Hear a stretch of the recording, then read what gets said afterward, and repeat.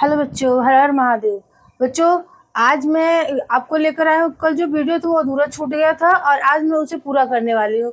तो आज मैं आपसे कोई बकवास नहीं करूँगी, सीधे अपने पॉइंट पे आऊँगी। तो इसलिए कहते हैं नो बकवास सीधी बात। तो चलिए बच्चों, आज मैं आपको कल वाला वीडियो पूरा करती हूँ और आपको बताती हूँ कि आपके एग्जाम की दृष्टि से कौन कौन से जो छंद है वो बहुत इंपॉर्टेंट है और उसे किस प्रकार से पढ़ना है। ट्रिक के माध्यम से बताऊंगी जो आपको बहुत आसान लगेगा और आपको तुरंत याद हो जाएगा। अब आप उसका आंसर कुछ ही सेकंड में बता सकते हैं। तो बच्चों, ये जानने के लिए आपको हमारे वीडियो में पूरा बने रहना होगा। और हाँ बच्चों, स्किप मत करिए, क्योंकि जो आप शॉर्ट वीडियो देखते हो उसे तो आप पूरा देखते हो, लेकिन जो आपके काम की चीज होती है उसे आप कभी नहीं देखते हो। इसीलिए इसे आप पूरा देखिए और अपने जो एग्जाम में कम से कम 9 नंबर है उसे आप पक्का करिए। चलिए बच्चों, जानते हैं आपके एग्जाम में कौन कौन से इंपॉर्टेंट आएंगे। अब देखिए बच्चों, हम कहते हैं जो हाई स्कूल के माध्यम से परीक्षा की दृष्टि से महत्वपूर्ण छंद है वो इस प्रकार है। दिया गया है चौपाई, दोहा, सोरठा, कुंडलिया और रोला। जैसा कि मैंने आपको कल बताया था छंद किसे कहते हैं, छंद का सामान्य अर्थ क्या है, एक बार थोड़ा सा रिवीजन कर लेते हैं बच्चों। तो बताइए आप लोग, छंद किसे कहते हैं या छंद का जो सामान्य अर्थ है वो क्या है। मैंने बताया था आपको छंद का सामान्य अर्थ क्या होता है, बंधन। छंद का सामान्य अर्थ क्या होता है, बंधन होता है। देखिए बच्चों, जब हम किसी पद्य को पढ़ते हैं तो उसमें गति, लय, विराम, मात्रा, वर्ड, यति, तुक, ये सारी चीजें आती हैं जिसके माध्यम से उसे हम पढ़ सकते हैं और उसे एक लय में पढ़ सकते हैं। कहाँ विराम लगाना है, कहाँ कैसे करना है, ये हमें छंद के माध्यम से पता चलता है। तो बच्चों, हम छंद के द्वारा ही पद्य को पढ़ना सीखते हैं या उसे पद्य शास्त्र भी बोलते हैं। और इसे कौन से ऋषि द्वारा नाम दिया गया है, तो आप बताइए। कल मैंने आपको बताया था पिंगल ऋषि क्या नाम था, पिंगल ऋषि जो थे उन्होंने इसका नामकरण किया हुआ और उनके नाम पर उसे पिंगल शास्त्र भी कहा जाता है। तो छंद शास्त्र को किस ऋषि ने नाम दिया है, पिंगल ऋषि ने नाम दिया हुआ है। चलिए बच्चों, अब हम जानेंगे चौपाई क्या है, इसमें कितनी मात्रा होती है, ये सममात्रिक है या अर्ध सममात्रिक है, इसे इस प्रकार से हम जानते हैं। चलिए चौपाई पढ़ते हैं। चौपाई क्या है, कैसे है, इसमें कितनी मात्राएं होती हैं। चौपाई छंद, चौपाई छंद। अब इसकी परिभाषा जानते हैं कि इसकी परिभाषा क्या है। बगैर परिभाषा के कोई भी चीज हम जान नहीं सकते, उसके बारे में समझ नहीं सकते हैं। परिभाषा ही एक माध्यम है जिसके द्वारा हम जानते हैं कि वो क्या चीज होती है, उसमें किन किन चीजों का वर्णन होता है, कि कैसे उसे हम समझ पाएंगे और कैसे उसे हम आगे लिख पाएंगे। तो चलिए जानते हैं, चौपाई सममात्रिक छंद है। क्या है बच्चों, चौपाई सममात्रिक छंद है। कैसा छंद है, सममात्रिक छंद है, सममात्रिक छंद है।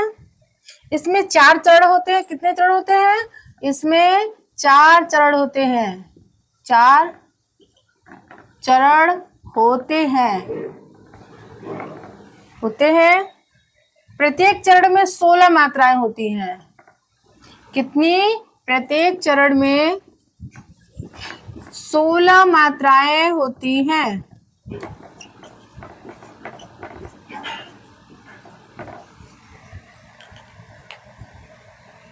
देखिए, चौपाई जो है बच्चों, वो आपका चौपाई एक सममात्रिक छंद है। कैसा छंद है, सममात्रिक छंद है। इसमें कितने चरण होते हैं, 4 चरण होते हैं और प्रत्येक चरण में कितनी मात्राएं होती हैं, 16 मात्राएं होती हैं। चौपाई सममात्रिक, 4 चरण, 16 मात्राएं। इतना आप लोग अपने दिमाग में ध्यान रखिएगा। 3 चीजें हैं जो आपको चौपाई से रिलेटेड आगे काम देंगी। अब नेक्स्ट हम जानेंगे इसका उदाहरण और उसमें किस प्रकार से जो मात्राएं होती है उसे हम काउंट करते हैं वो हम जानेंगे। चलिए उदाहरण जानते हैं। उदाहरण क्या है, निरख सिद्ध साधक अनुरागे, निरखी सिद्ध साधक अनुरागे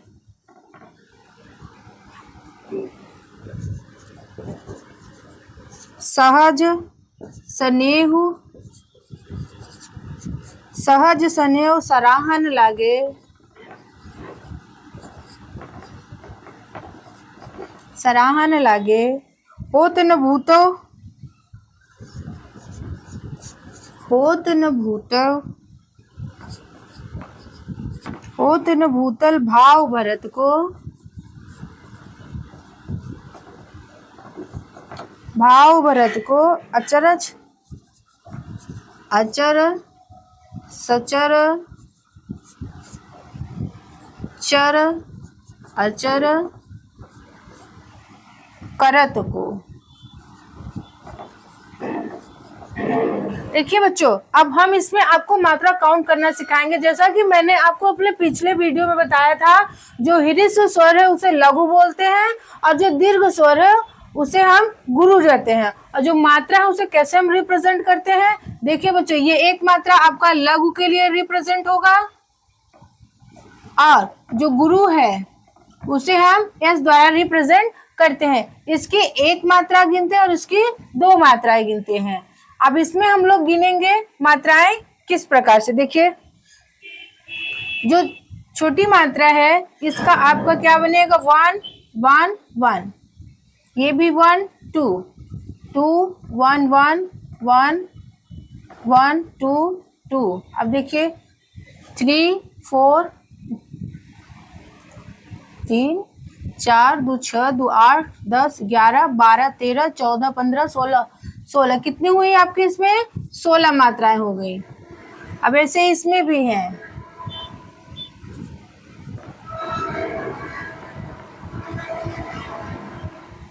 तीन 6 2 8 1 9 10 2 12 13 14। कहाँ गलत हुआ थी,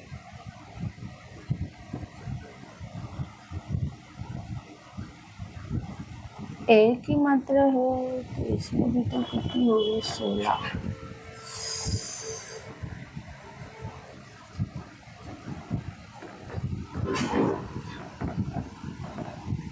वन 3 4 5 6 7 8 9 10 11 12 13 14 एंड 16। सब में कितनी कितनी मात्राएं आ रही हैं, 16 16 मात्राएं। तो इससे क्या दर्शाता है कि ये एक चौपाई छंद है। तो चलिए, इतना आपको समझ में आ गया। नेक्स्ट हम जानते हैं दोहा क्या होता है, हम जानेंगे। चलिए बच्चों, दोहा जानते हैं। फर्स्ट पहले एट फर्स्ट दैट डेफिनेशन क्या है इसकी, what is the definition of doha. तो आप लोग इसको समझिएगा। यह अर्धमात्रिक छंद है। कैसा है बच्चों, यह अर्ध सम मात्रिक छंद है, अर्ध सम मात्रिक छंद है, मात्रिक छंद है। इसमें भी 4 चरण होते हैं। कितने होते हैं बच्चों, इसमें 4 चरण होते हैं, 4 चरण होते हैं। अब नेक्स्ट है पहले और तीसरे चरण में, इसके पहले और तीसरे चरण में 13 13 मात्राएं होती हैं। कितनी होती हैं, 13 13 मात्राएं होती हैं, 13 13 मात्राएं होती हैं। तथा दूसरे और चौथे चरण में, तथा दूसरे और चौथे चरण में 11 11 मात्राएं होती हैं।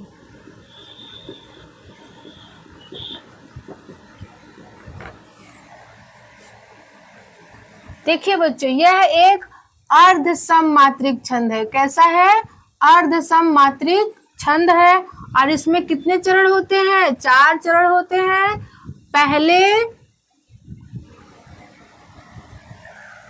पहले और तीसरे चरण में, पहले और तीसरे चरण में 13 13 मात्राएं होती हैं। कितनी कितनी होती हैं? पहले और तीसरे चरण में 13-13 मात्राएं होती हैं, और बच्चा बच्चों दूसरे और चौथे चरण में 11-11 मात्राएं होती है। दूसरे और चौथे चरण में कितनी? 11-11 मात्राएं होती है। ये आपका शॉर्टकट है, इसे आप ध्यान रखिएगा। देखिए अब हम जानते हैं उदाहरण के माध्यम से कि किस प्रकार हम मात्राओं को काउंट करते हैं। और आप लोग हमेशा ध्यान रखिएगा, जो लघु की मात्रा होती है उसे आई से रिप्रेजेंट कर इसका एक मात्रा गिना जाता है, और गुरु का जो होता है उसे यस द्वारा रिप्रेजेंट करते हैं, या इसे यस के द्वारा कह सकते हैं, इसे इसकी 2 मात्राएं काउंट करते हैं। अब जानते हैं थोड़ा सा उदाहरण क्या होता है। रहीमन पानी राखिए, रहीमन पानी राखिए, बिन पानी सब सून, बिन पानी सब सून। पानी गए न उबरे, पानी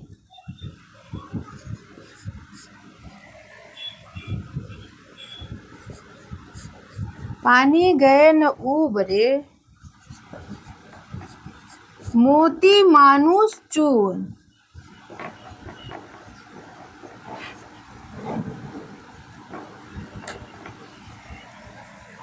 ये दोहा तो अक्सर आपके बुक पे भी है, तो आपको अच्छे से याद भी होगा और आपने कई बार पढ़ा भी होगा। तो कैसे है? रहीमन पानी राखिए, बिन पानी सब सून, पानी गए न उबरे, मोती मानुष चून। ये आपका दोहा है। पर देखिए बच्चों, आप ये कंफ्यूज मत होइएगा, इसमें पहला चरण कौन सा है। देखिए ये आपका क्या हो गया? पहला चरण, पहला। और क्या है? तीसरे चरण में एक ये कितनी कितनी मात्राएं हैं बच्चों? 13-13। दूसरे और चौथे चरण में कितनी मात्राएं हो गई आपकी? 11-11। अब देखिए कैसे काउंट करते हैं। एक, ये भी छोटी मात्रा 1 हो गई, 1 4 हो गया, 5 हो गया, नहीं 4 2 6 2 8 तो 10,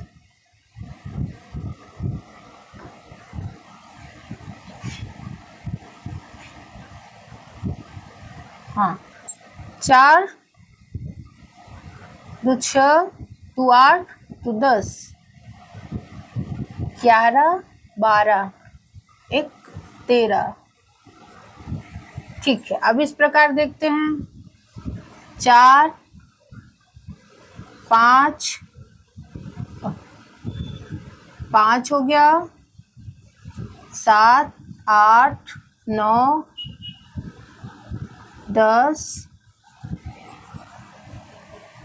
2 4 6 7 8 9 10 11 12।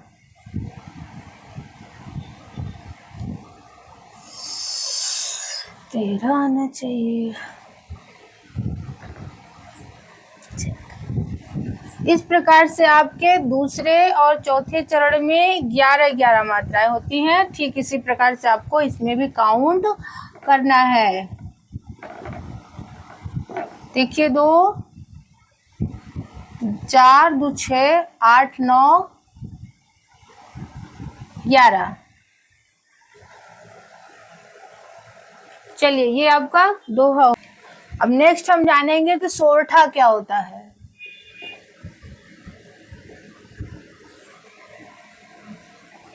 परिभाषा,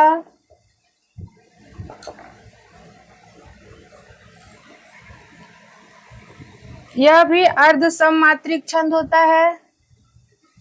यह अर्ध सम मात्रिक छंद है,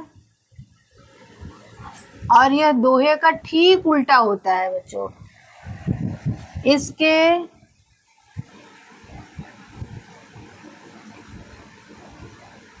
प्रथम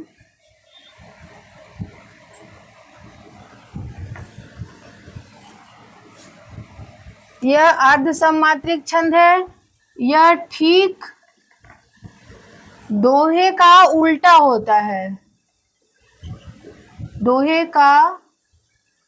दोहे के विपरीत होता है। विपरीत होता है जैसे इसके प्रथम और तीसरे चरण में पहले और तीसरे चरण में उसमें क्या था 13 मात्राएं, और यहाँ पे कितनी हो गई 11 मात्राएं। 11 मात्राएं तथा दूसरे और चौथे चरण में 13 मात्राएं होती हैं। कितनी होती हैं अबू? 13 मात्राएं होती हैं।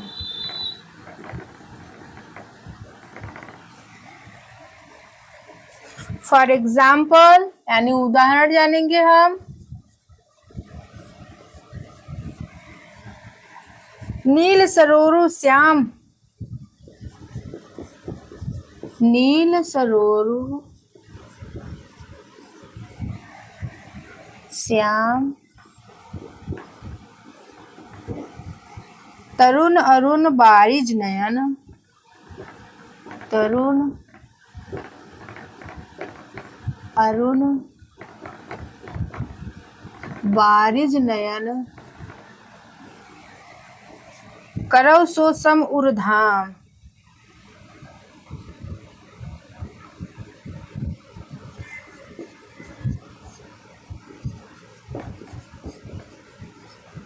करौ सो मम उर्धाम, सदा क्षीर सागर शयन, सदा क्षीर सागर शयन।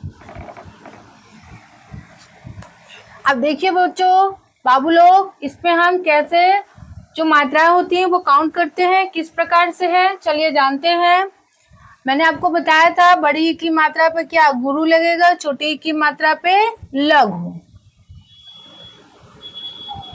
ये छोटी ई की मात्रा है तो यहाँ आपका हो जाएगा लघु।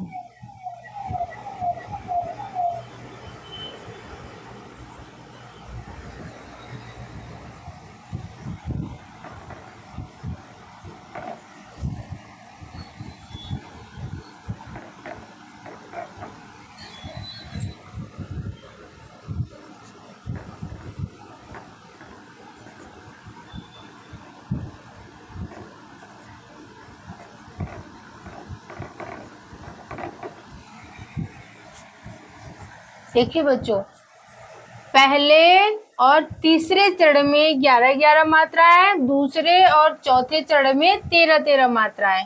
ये आपका कंप्लीट हुआ। अब हम जानेंगे कि रोला क्या होता है। रोला हालांकि आपके सिलेबस में नहीं है, लेकिन आपके सिलेबस में एक छंद है कुंडलिया, और जो कुंडलिया होता है वो दोहा प्लस रोला मिला करके बनता है, इसलिए आपको रोला थोड़ा सा जानना और समझना पड़ेगा, इसलिए आपको कुंडलिया अच्छे से समझ में आएगा।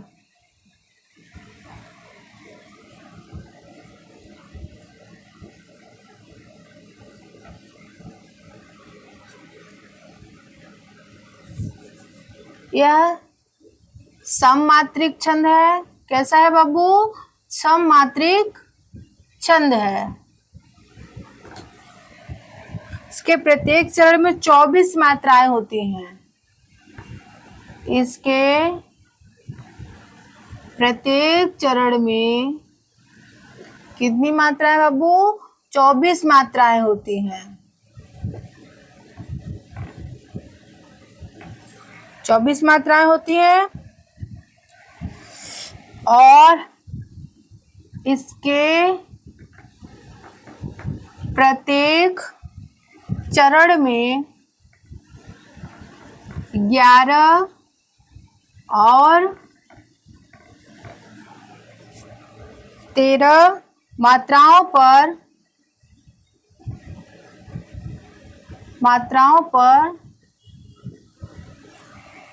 यत ही अधिक प्रचलित है, यत ही अधिक प्रचलित है, मतलब वहां आपको विराम यानी थोड़ा सा श्वास लेना पड़ता है।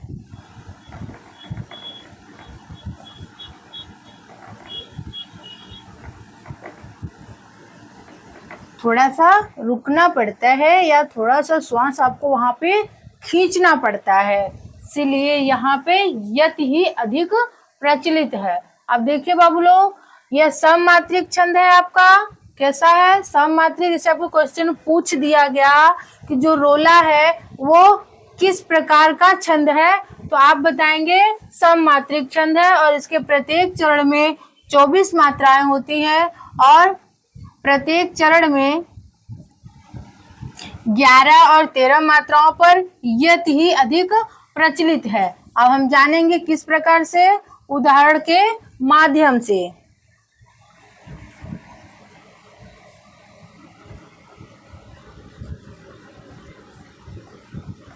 जो जगहित पर प्राण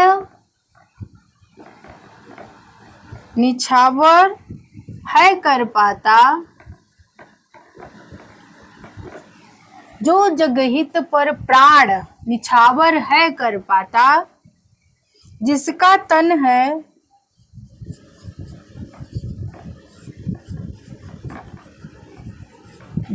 तन है किसी लोकहित में लग जाता, जिसका तन है किसी लोकहित में लग जाता। देखिए ये है आपका रोला, जो जगहित पर प्राण निछावर है कर पाता, जिसका तन है किसी लोकहित में लग पाता। आपको थोड़ा सा इसमें क्या होता है, विराम लेना पड़ता है या रुकना पड़ता है या श्वास को थोड़ा खींचना पड़ता है, तो वहां पे आपका क्या हो गया, रोला।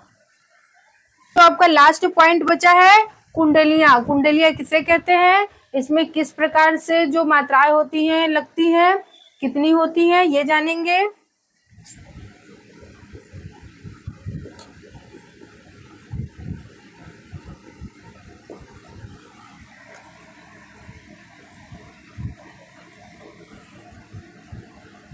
यह विषम मात्रिक छंद है।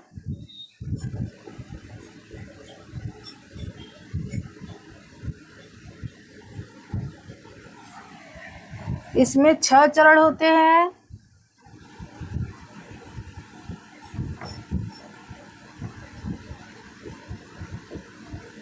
कितने बाबू? 6 चरण होते हैं और प्रत्येक चरण में 24 मात्राएं होती हैं। प्रत्येक चरण में 24 मात्राएं होती हैं। कितनी होती है बाबू? 24 मात्राएं होती हैं।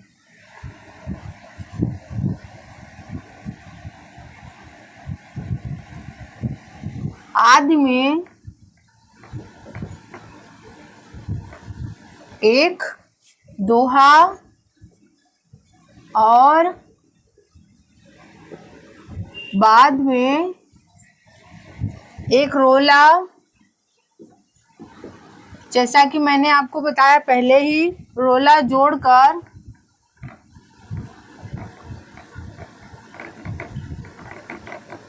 कुंडलियां छंद बनता है।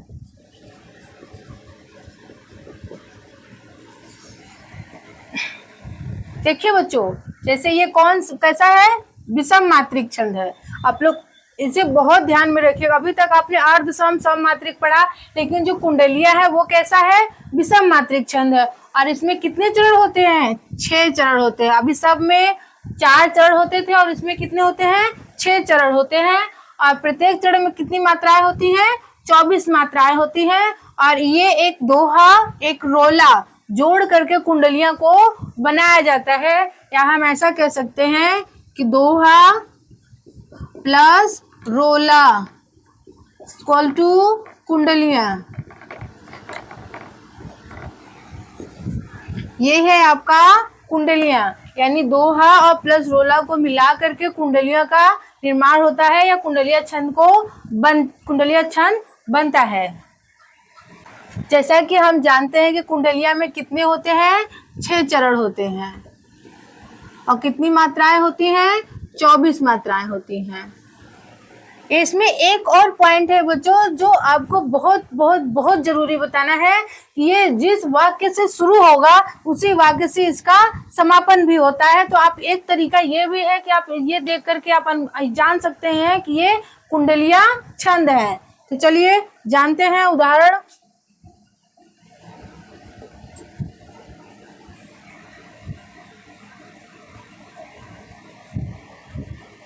साईं बैर न कीजिए,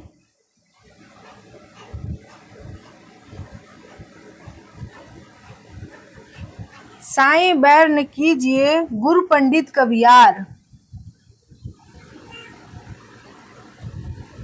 गुरु पंडित कबियार। बेटा बनिता पौरिया,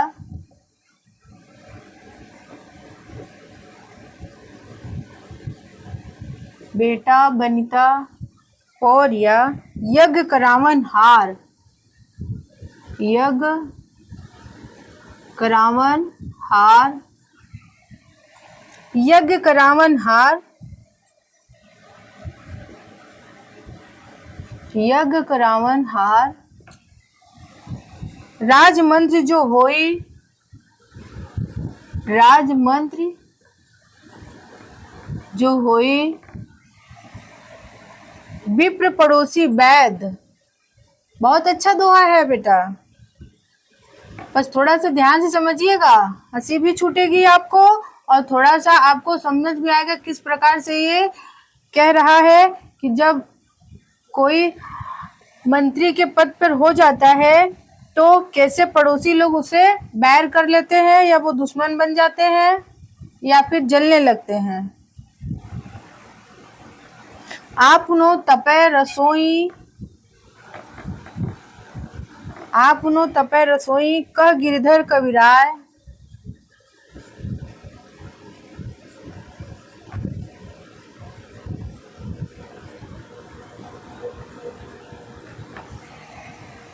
जुगत सो यह चली, जुगत सो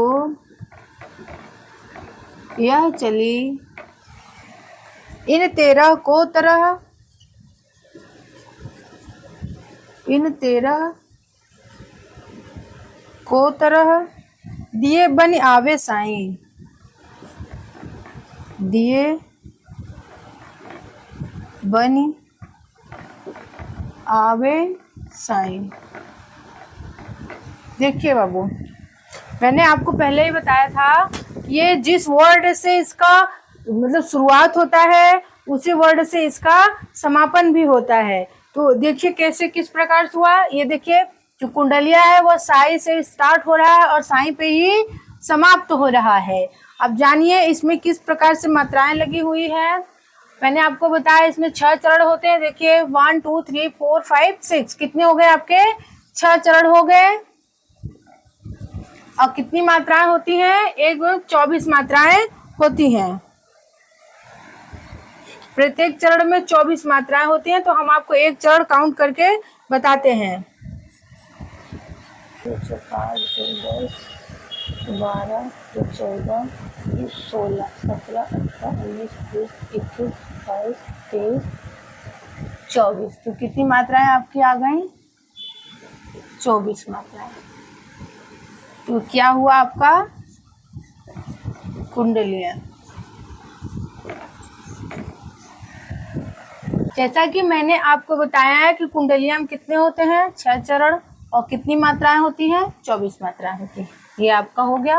और कुंडलिया जो है वो आपको दोहा प्लस रोला मिल करके बनता है।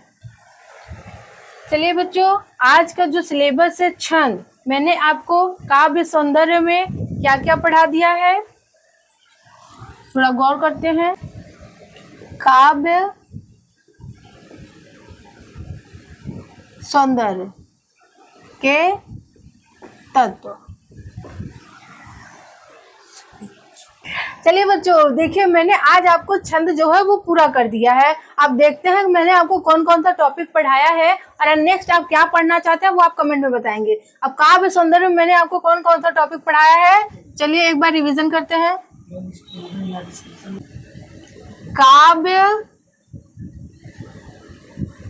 सौंदर्य के तत्व, इसमें देखिए 3 चीजें हैं।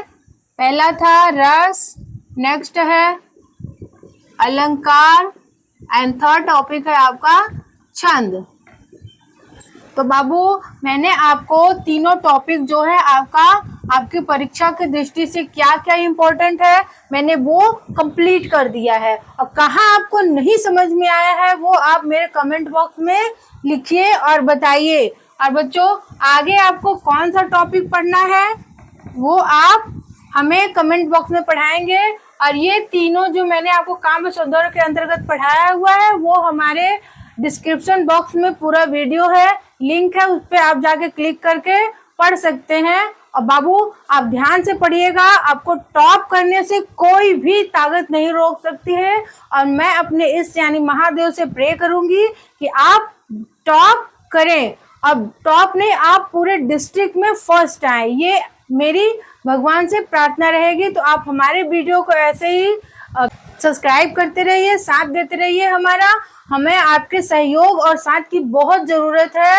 आप ऐसे ही हमारा हौसला बढ़ाते रहिए, हम आपको टॉप बनाने की पूरी तैयारी करते रहेंगे। हम जो मेहनत कर रहे हैं बच्चों वो आपके लिए, हमारे लिए नहीं है, क्योंकि हम चाहते हैं पूरे दिल से कि आप पूरे डिस्ट्रिक्ट में टॉप करें। चलिए बच्चों, हर हर महादेव। और हमारे चैनल को सब्सक्राइब करिए, लोगों तक नहीं पहुंच पा रहा है, आपके माध्यम से उन्हें आप शेयर करिए और पहुंचाइए ताकि उन तक भी पहुंच सके, वो भी अपनी तैयारी को और अधिक मजबूत बना सकें। चलिए बच्चों, आज के लिए बस इतना ही। Bye bye and take care.